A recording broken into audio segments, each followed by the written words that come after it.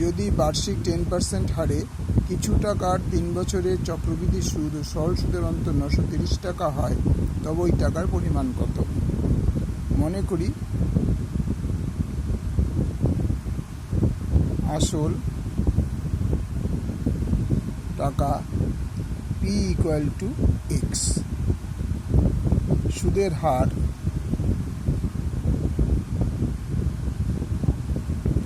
R = 10%, সময় N = 3 বছর।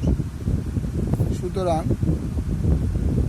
চক্রবৃদ্ধি সুদ P × 1 + R/100 to the power n - p।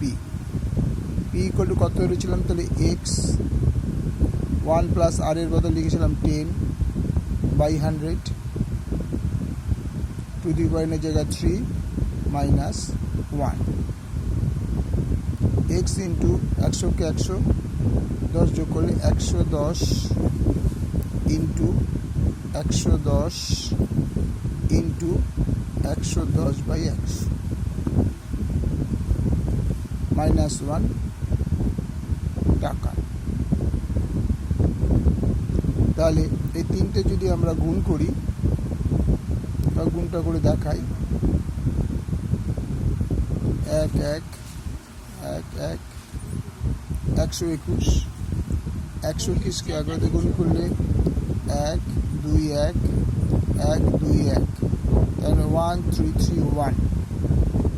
X × 1331 1 2 3 by 1 2 3 4 5 6 -1 এত টাকা।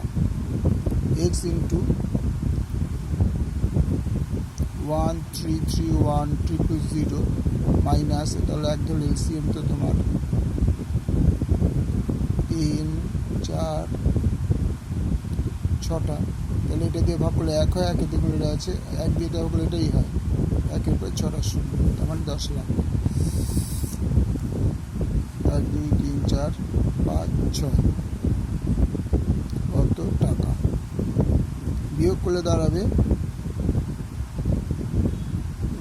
1 1 2 3 4,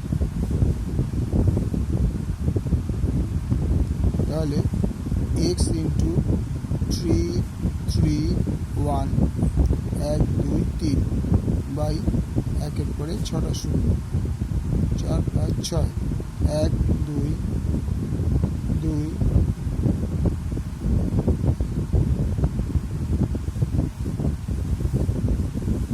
1 কাটলাম, 2 কাটলাম, এই 2 এই 2,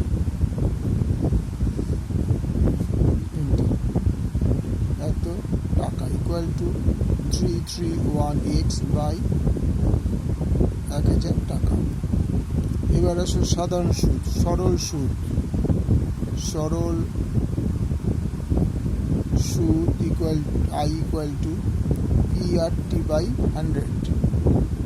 তাহলে P হচ্ছে X, R হচ্ছে 10, T হচ্ছে 3/100, 10 10 100, তার মানে 3x/10 টাকা। এবার অন্তর প্রশ্নানুসারে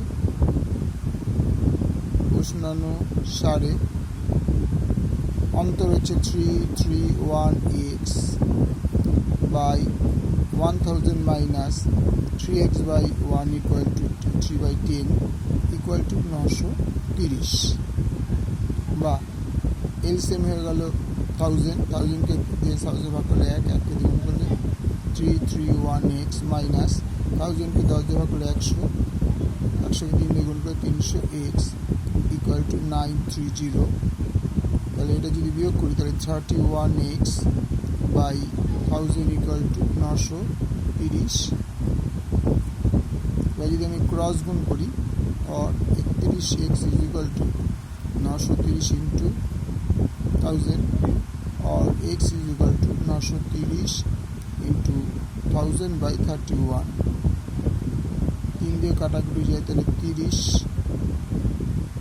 = 30,000।